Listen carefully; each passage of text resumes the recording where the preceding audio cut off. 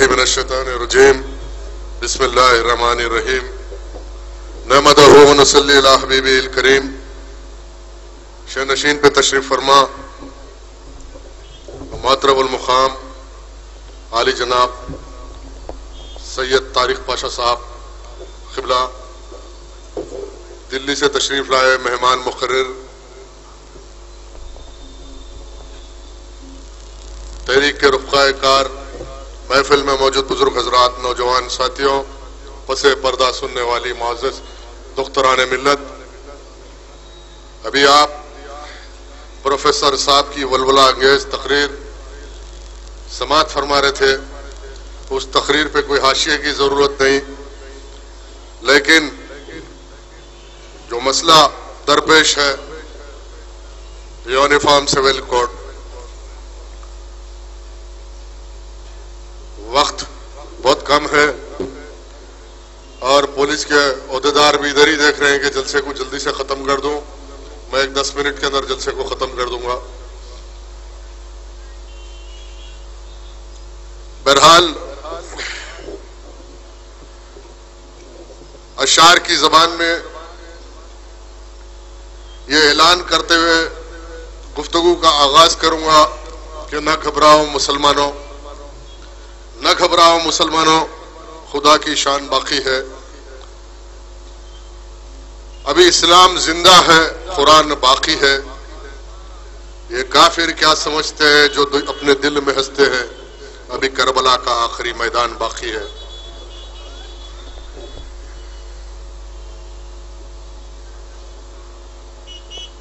چودہ 1400 سال کی تاریخ کو پروفیسر صاحب نے بیان کیا کہ اسلام کن کن حالات اور کن کن سچویشنز کا مقابلہ کرتے ہوئے سامنے آیا.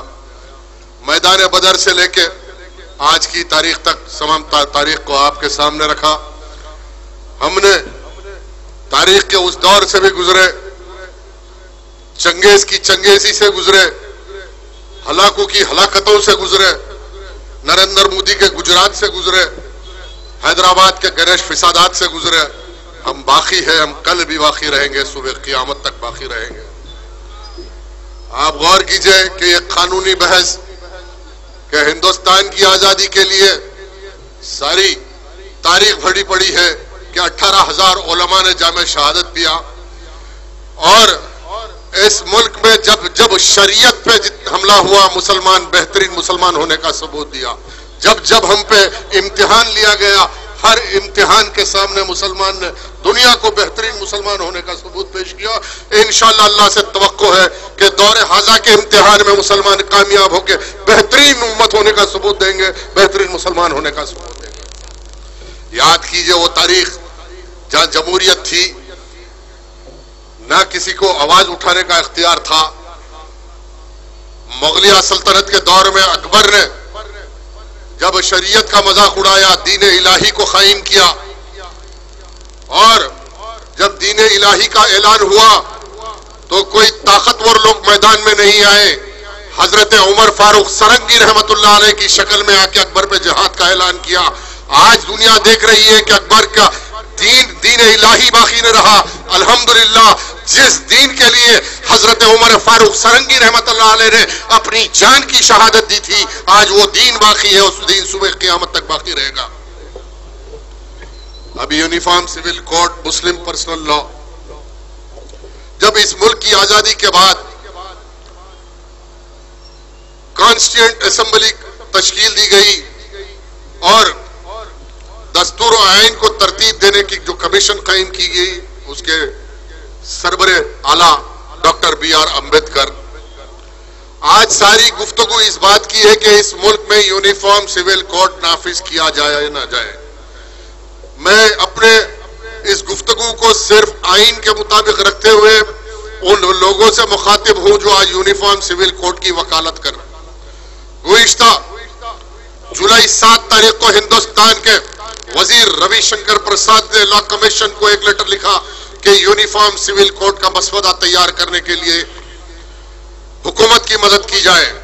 اور جب یہ بات آئی تو سب سے پہلے ہندوستان میں الحمدللہ اللہ کا کرم ہے کہ سب سے پہلے ہندوستان میں کوئی میدان عمل میں آئی تو مجلس بچاؤ تحریک آیا، اور 8 جولائی کے دن تحریک نے جلسہ کر کے اعلان کر دیا کہ شریعت محمدی میں مداخلت ہوگی تو آر ایس ایس کا پارا آر ایس ایس کی چند ہندوستان میں مسلمان کر کے بتائے گا کہ شریعت محمدی کی حفاظت کے لیے مسلمان دنیا کی ہر طاقت سے ٹکرائے گا۔ ارے کیا آر ایس ایس، کیا امریکہ، کیا روس، سب تباہ برباد ہو گئے۔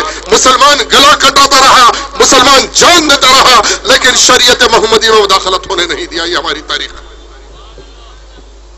اگر بات سنجیدگی کی ہے، بات تہذیب کی ہے، بات اخلاق کی ہے، بات قانون کی ہے، بات سماجیت کی ہے، بات اگر سماجیت کی ہے تو سمجھداری سے گفتگو ہوگی، بات اگر جاہریت کی ہے، بات اگر طاقت کی ہے تو یاد رکھو کہ 1400 سال کی تاریخ دہرا دیں گے کہ ہم حق پہ ہیں، اور ہر طاقت کو حق کے سامنے جھکا کے بتا دیں گے کہ دنیا میں حق طاقت ہے، طاقت حق نہیں ہو سکتی۔ یہ تحریک کی تاریخ۔ آج اگر سماجیت کی گفتگو ہے، خواتین کے حقوق کی بات کی جا رہی ہے اس ملک میں، میں عنوان پہ آتے ہوئے یہ پوچھنا چاہتا ہوں کہ اس ملک میں سپریم کورٹ کے ذریعے بار بار آرٹیکل 44 کو ریفرنس بنایا جا رہا ہے۔ آرٹیکل 44 کیا ہے؟ آج انٹرنیٹ کا دور ہے، کوئی قانون کی کتاب کھولنے کی ضرورت نہیں ہے۔ تمام پڑھے لکھے لوگ جو نیٹ سے واقف ہیں، آپ جاؤ، جا کے پہلے آرٹیکل 44 ہندوستان کا دستور کانسٹیٹیوشن کیا ہے اس کو ایک بار مطالعہ کر لو۔ ان لوگوں سے، ان ہندو بھائیوں سے بھی میری گزارش ہے جو آج آر ایس ایس اور بی جے پی کے پروپیگنڈا کے ذریعے، ذرائع ابلاغ کے ذریعے، ٹی وی چینلز کے ذریعے جو منافرت سارے ملک میں پھیلائی جا رہی ہے ہندو مسلمان کے نام پہ، ارے اس ملک میں ہندو مسلمان کا جھگڑا نہیں، اس ملک میں جھگڑا ہے تو ویر ساورکر اور امبیڈکر کا جھگڑا ہے۔ مستقبل میں یہ فیصلہ کرے گا کہ یہ ملک امبیڈکر کے قائم کردہ قانون کے مطابق چلے گا یا ویر ساورکر کے نظریے پہ اس ملک کے آئین کو ترتیب دیا جائے گا۔ اس ملک میں امبیڈکر کی جگہ ساورکر کر لے گا۔ یہ لڑائی ہندو مسلمان کی نہیں، بلکہ آج سپریم کورٹ میں آپ خود غور کیجئے کہ اس ملک کے 15 کروڑ آدیواسی ایس ٹی شیڈیول کاسٹ کا ایک انجمن آل انڈیا آدیواسی سنگھٹن کے لوگ سپریم کورٹ میں یونیفارم سول کوڈ کے خلاف امپلیڈنگ پیٹیشن ڈال دیے۔ اس بات پہ ٹی وی چینل بحث نہیں کر رہا۔ آج ٹائمز ناؤ کا ارناب گوسوامی، جس کا باپ آر ایس ایس کا کاریہ کرتا تھا، جس کی تاریخ ساری زعفرانی ہے، آج ٹی وی چینلوں پہ بیٹھ کے ارناب گوسوامی یہ بتائے گا کہ شریعت کیا ہے، ٹرپل طلاق کیا ہے۔ میں پوچھنا چاہتا ہوں کہ یہ لڑائی اس ملک میں اب یونیفارم سول کوڈ کی، جیسا کہ پیشہ مقرر نے کہا کہ ہندو مسلمان کے کانسیپٹ کو تیار کیا جا رہا ہے اور یہ باور کیا جا رہا ہے کہ اس ملک میں اقلیت اور اکثریت کی بنیاد پہ حکومت چلے گی، تو یاد رکھو دنیا کی تاریخ ہے میرے بھائی کہ جب میں توجہ کا متمنی ہوں، اور پروفیسر صاحب اور وکیل صاحب کا بھی توجہ کا متمنی ہوں کہ میری بات آج یاد رکھو کہ جس جمہوریت میں جب کوئی اکثریت ہندسوں کی طاقت کی بنیاد پہ کسی اقلیت کے جمہوری حقوق کو پامال کرتی ہے، ان کے حقوق کو ختم کرتی ہے، تو یاد رکھو اس ملک میں سماجی نظام ختم ہو جائے گا، خانہ جنگی کا آغاز ہو جائے گا۔ آج کچھ ایسا ماحول آر ایس ایس کرنا چاہتی ہے اس ملک میں۔ ہم کسی ہندو کے خلاف نہیں ہے، ہم کسی ہندو کے پرسنل لا میں تبدیلی کا مطالبہ نہیں کیا۔ اس ملک میں 800 سال میرے اسلاف نے حکومت کی، لیکن کسی ہندو مذہب میں تبدیلی لانے کے لیے کسی پہ جبر نہیں کیا۔ یہ ہماری تاریخ ہے۔ ہم کسی عیسائی مذہب میں تبدیلی کی بات نہیں کرتے، سکھ مذہب میں تبدیلی کی بات نہیں کرتے، آج جین منیوں کے مذہب میں تبدیلی کی بات نہیں کرتے۔ اب یونیفارم سول کوڈ کا تو بہت بڑی ڈیبیٹ ہے کہ جیسا مولانا نے کہا، محترم نے کہا کہ کیرلا میں ایک طریقے کی ہندوتو چلتی ہے تو بنگال میں ایک طریقے کی ہندوتو چلتی ہے، تہذیب کی بنیاد پہ اپنے اپنے رسم و رواج ہے۔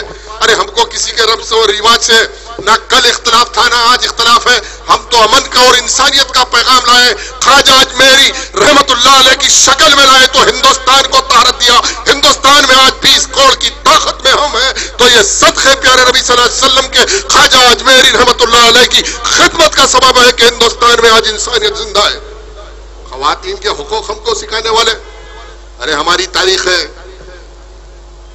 کہ کسی مزدور کا پسینہ سوکھنے سے پہلے اس کا محنتانہ دینے کا جو مذہب پیغام دیتا ہے انسانیت کو، کیا وہ مذہب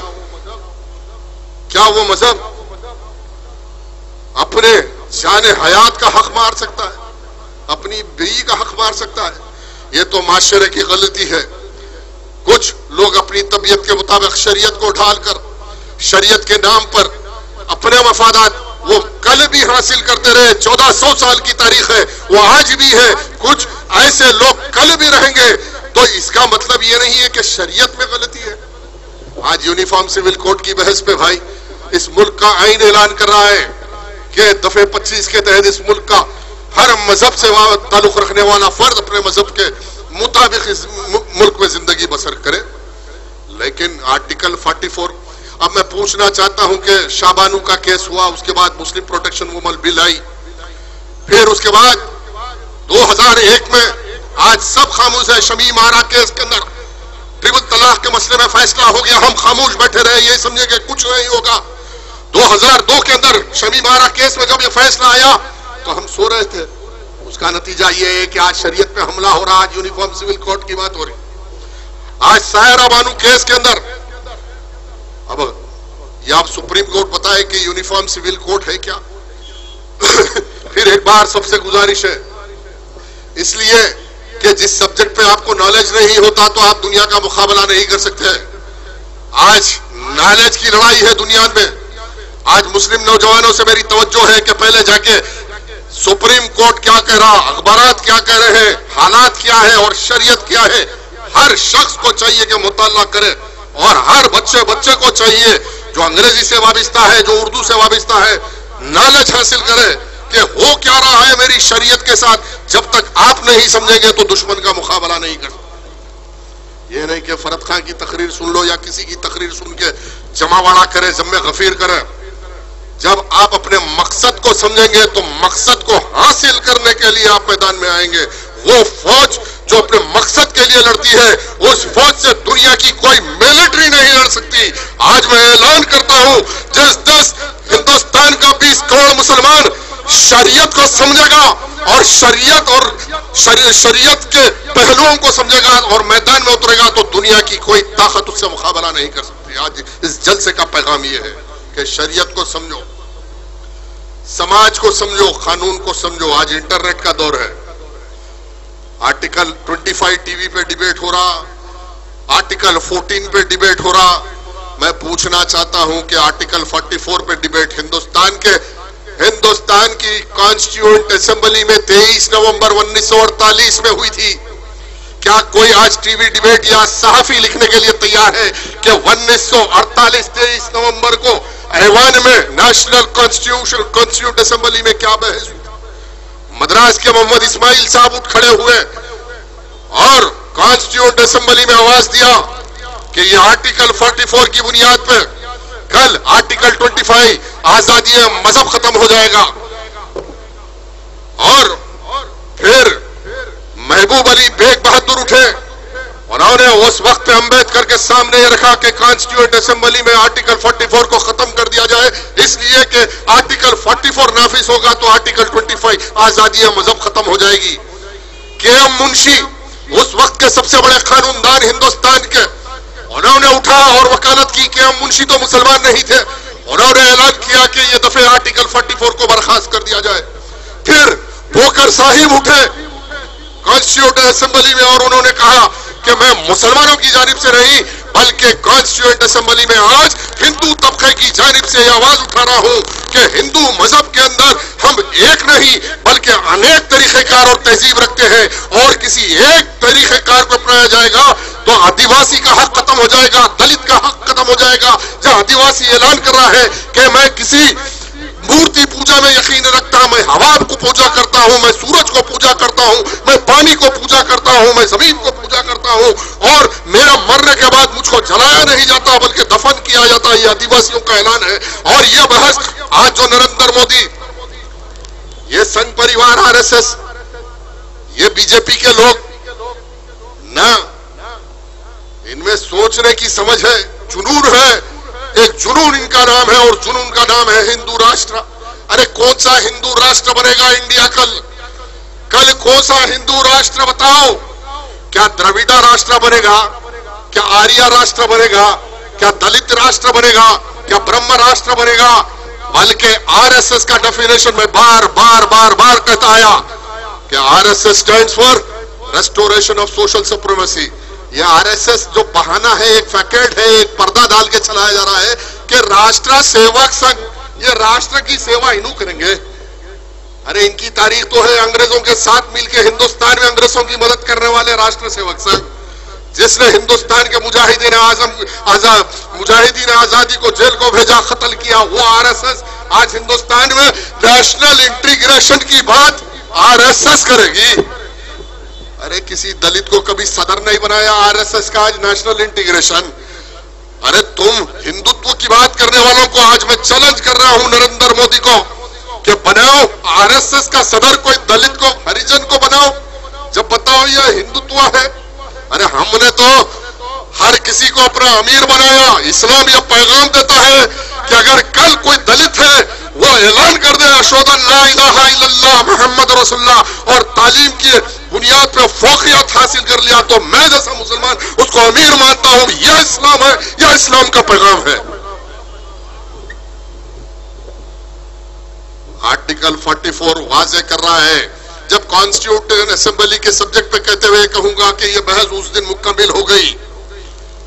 23 नवंबर 1948 के दिन ऐवान नेशनल कॉन्स्टिट्यूट असेंबली के अंदर अंबेडकर ने यह ऐलान कर दिया कि यूनिफॉर्म सिविल कोड किसी कंसेंसस की बुनियाद पे बनेगा, और ये यूनिफॉर्म सिविल कोड किसी पे लाजमी नहीं रहेगा, किसी पे मुसल्लत नहीं किया जाएगा। यही है ना कानून की किताब में, यही है कानून की किताब। अब हम जब कानून की बात करेंगे और फिर कानून के मुताबिक नहीं स्टेट टेररिज्म पे उतर आएंगी गवर्नमेंट कि नहीं यही कानून है। सुप्रीम कोर्ट के कुछ मोअज़्ज़िज़ जजों ने कुछ आइन को अपने नजरिए से इंटरप्रेट करके ये कहा कि नहीं, हिंदू पेनल कोड के मुताबिक यूनिफॉर्म सिविल कोड बनाया जाए। सरला मुदगल केस में 1995 पैरा 1 में मुअज़्ज़िज़ जज ये डेफिनेशन देते हैं कि इस मुल्क में हिंदू मर्द को मुसलमान बनने से रोकने के लिए सरला मुदगल केस 1995 पैरा 1 के अंदर यह ऐलान किया जा रहा है। यह सेकुलरिज्म है, ये आइन है, और अगर हम इस पे आवाज उठाए तो हम फंडामेंटलिस्ट हैं, हम रेडिकलाइजेशन कर रहे हैं। वाज़े कहा जा रहा है, जाके देखो कि इस केस में कि uniform civil code Hindu personal law के नक्शे कदम पे होना चाहिए। ठीक है, इसके बाद सुप्रीम कोर्ट में फिर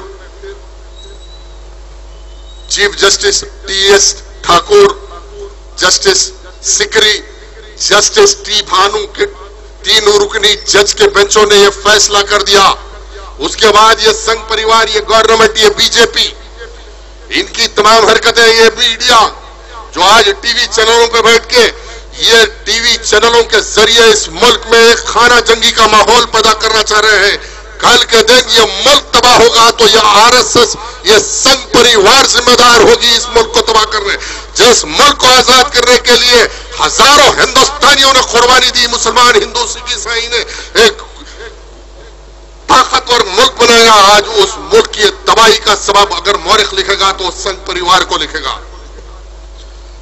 अगर ये मुल्क तबाह होगा तो ये मुसलमान से नहीं बल्कि संघ परिवार की साजिशों और इनकी जाफरानी सियासत और एजेंडे की बुनियाद पर होगा।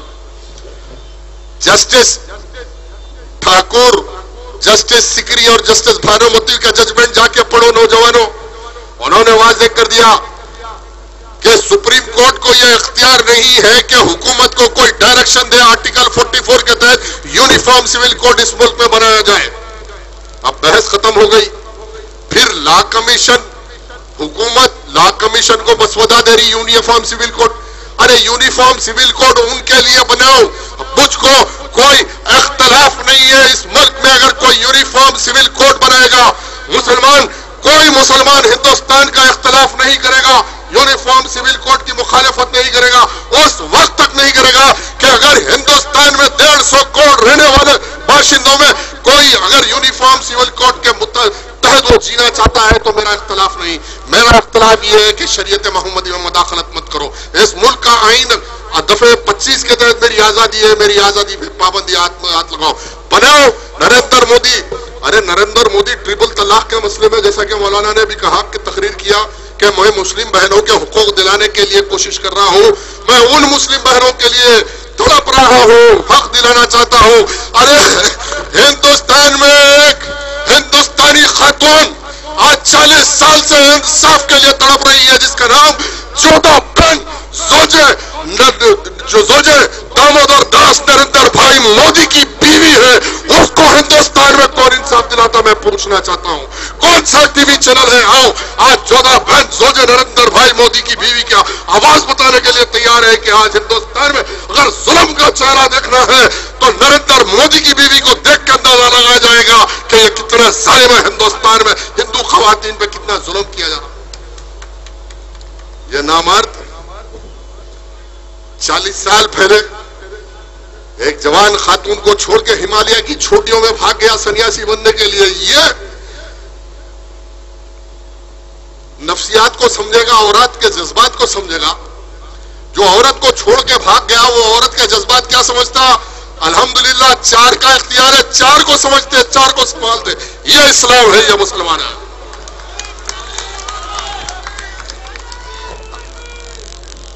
آؤ ٹی وی چینل والے نریندر بھائی مودی اس کی اہلیہ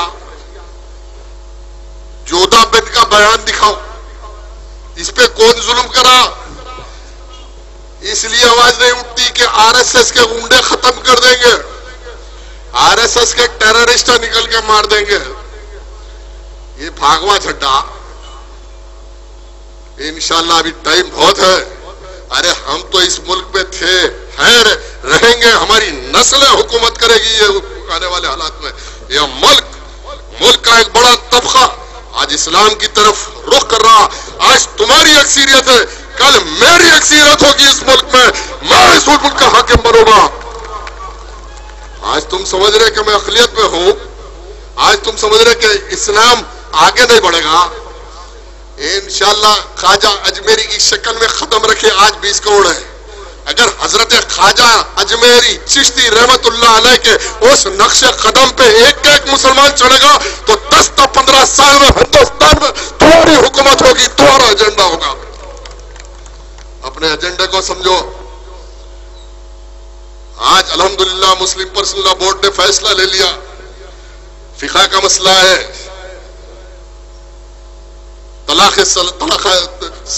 طلاق ثلاثہ کے مسئلے میں ہم سب مل کے کھڑے ہوں گے. ارے ایسے کتنے مودی آئے اور چلے گئے.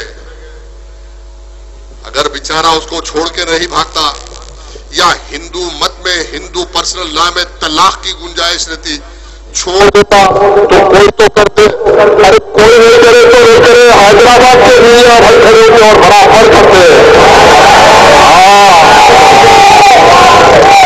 اگر اس کو چھوڑ کے ہندو مت کے حساب سے اگر کوئی ڈیورس ہو جاتا بیچاری آزاد ہو جاتی. ارے پورے سوالات کم سے کم میاں بھائی کو پورا سنبھالنے کے لیے. پھر ہم سے بول رہا ٹی وی پہ کہ مسلمان بھائیوں کو انہیں انصاف دلاتا. اب اس میں کیا بحث، انہیں مارا انہیں کرا، یہ سب بحث نہیں. پہلے تیری بحث کر، بعد میں سبجیکٹ پہ بحث کریں گے. سبجیکٹ پہ بحث کرنے کے لیے اپنے کے کردار کو دیکھتے. ارے تیرا کردار دیکھ کے تو ہماری بحث کے قابل بھی نہیں ہے. نریندر مودی ہو گیا، ملک میں ہوا چلی ہندوتوا کی، کانگریس کے کرپشن کی ہوا چلی، لوگ پریشان تھے. بڑا 30 بار قاتل ہے. وہ حاکم ہو کے قاتل ہو یا محکوم ہو کے قاتل ہو، قاتل قاتل ہے، مجرم مجرم ہے، ظالم ظالم ہے۔ کیا پرائم منسٹر بننے سے لوگوں کے نظریے بن گئے؟ کوئی بول رہے ٹی وی پہ آ کے بادشاہ وقت ہے، میاں ایسی باتیں مت کرو، یہ ہمارے مزاج کے خلاف ہے۔ ہم کسی قاتل کو بادشاہ نہیں مانتے، جو بادشاہ ہوتا وہ قاتل نہیں ہو سکتا۔ یہ اسلام کا پیغام ہے، اسلام کا نظام ہے۔ جو بادشاہ ہوتا وہ قاتل نہیں ہوتا، جو قاتل ہوتا وہ بادشاہ نہیں ہو سکتا۔ جودا بین کو نہیں سنبھالے ہندوستان کو سنبھالتے گئے تھے۔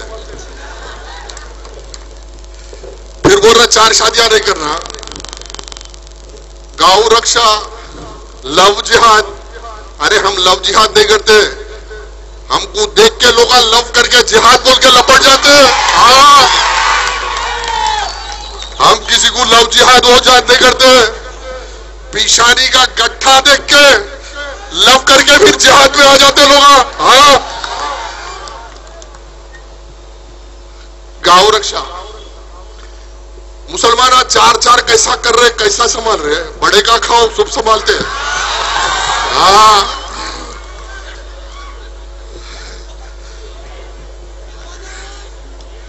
آج بھائی کوئی گھبرانے کی ضرورت نہیں ہے، ہمت سے رہیے، ہمت سے رہیے۔ کوئی uniform civil code Narendra Modi لا سکتا، نہ RSS لا سکتی، نہ سنگھ پریوار لا سکتا۔ یاد رکھو یہ سنگھ پریوار ہندوستان میں اقلیت میں ہے، آج ہم رابطے میں ہیں، آدیواسیوں کے لیڈروں سے رابطے میں، دلتوں کے لیڈروں سے راستے میں۔ آج ہندوستان کا 80% تعداد یونیفارم سول کوڈ کے خلاف ہے، اور یونیفارم سول کوڈ ہندوستان کے اگر پارلیمنٹ میں کوئی سازش کے ذریعے بل آئے گی تو یاد رکھو ہندوستان کے پارلیمنٹ کو ہندوستان کا مسلمان آدیواسی دلت مل کے ہندوستان کے پارلیمنٹ کو گھیر لیں گے۔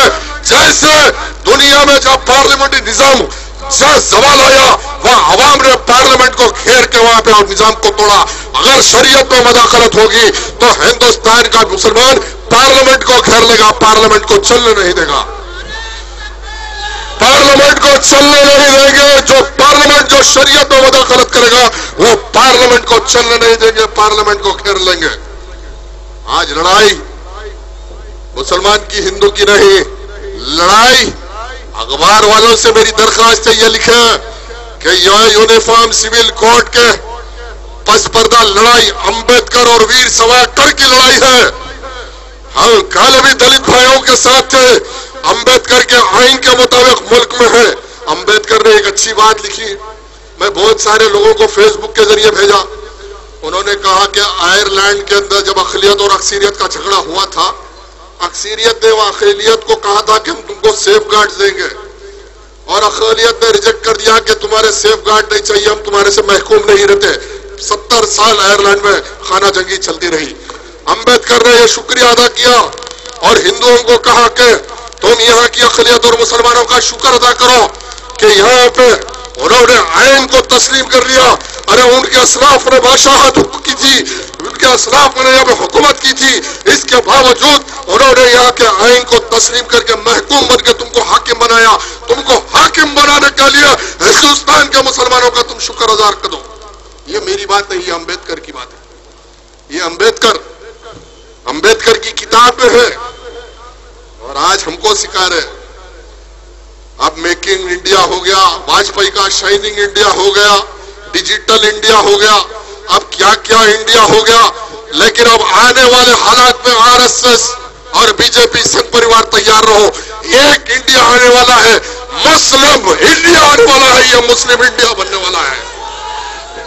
آنے والے حالات میں رہوں نہ رہوں، 25 سال میں یہ دیکھ رہا ہوں، آنے والے 25 سال میں یہ میں دیکھ رہا ہوں آج یہاں سے کہ مسلم انڈیا رہے گا۔ دلت مسلمان مل کے اس ملک کو ایک عظیم ملک بنائیں گے۔ آج مسلم پرسنل بورڈ کے ذمہ داروں کا بیان آیا کہ دھرنے نہ دے، کہیں بدنظمی نہ پیدا کرے۔ میں بھی التجا کرتا ہوں تمام لوگوں سے کہ کئی جلوس جلسے بھاگم دوڑ کر کے RSS اور BJP کے ایجنڈے کے مطابق ان کے شکنجے میں نہ پھنسے، لا اینڈ آرڈر پرابلم پیدا نہ ہو ہندوستان میں۔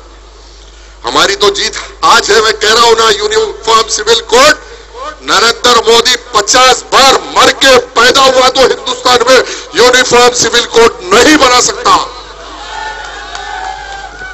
आज मैं ऐलान कर रहा हूं, फिर ऐलान कर रहा हूं, नरेंद्र मोदी 50 बार मर के पैदा हुआ, यूनिफॉर्म सिविल कोड इंडिया में नहीं बना सकता।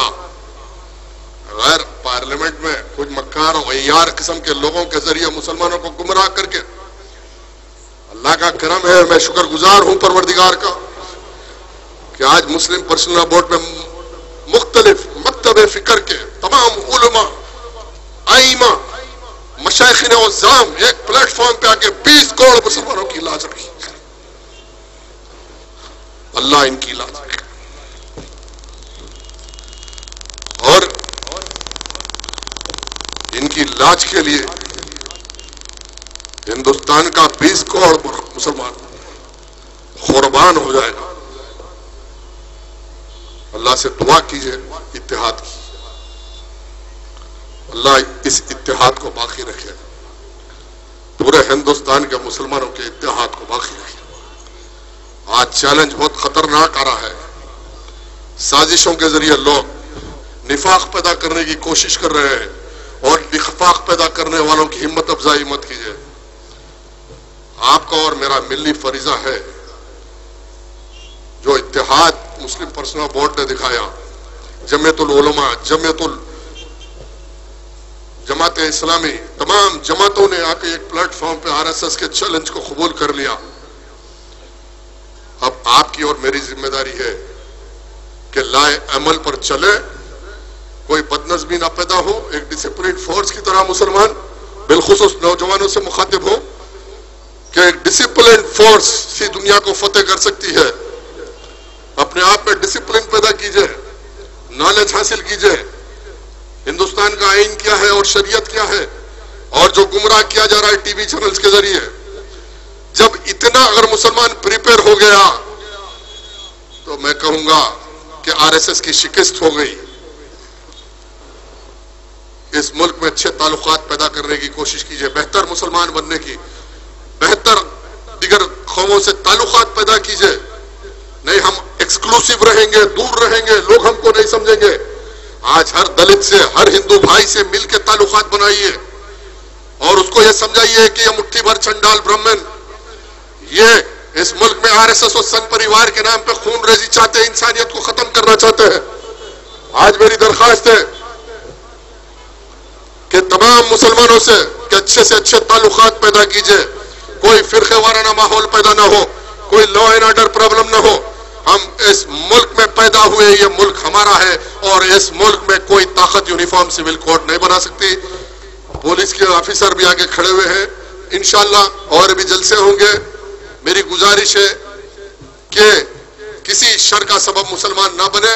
मुस्लिम पर्सनल बोर्ड और हमारे जिम्मेदार की तरफ से जो पैगाम आएगा उस पर हम अमल करेंगे। शुक्रिया, खुदा हाफिज़, अस्सलाम वालेकुम। आज का ये मजलिस बचाओ तहरीक का एहतजाज शरीयत तहफ़्फ़ुज़ शरीयत के उन्वान पर मुनक़्क़िद किया गया। आप तमाम हजरात का फर्दन शुक्रिया अदा करता हूँ, और मुतल्लिक़ा पुलिस ऑफिसर्स का भी मैं ममनून हूँ कि उन्होंने हमारे साथ ताउन किया। हद नज़र इंसानी सरों का समंदर इस बात का ऐलान करता है कि हम पर्सनल लॉ में मदाखलत को बर्दाश्त नहीं करेंगे, और इसी के साथ आज का ये जलसा इख्तिताम को पहुँचता है।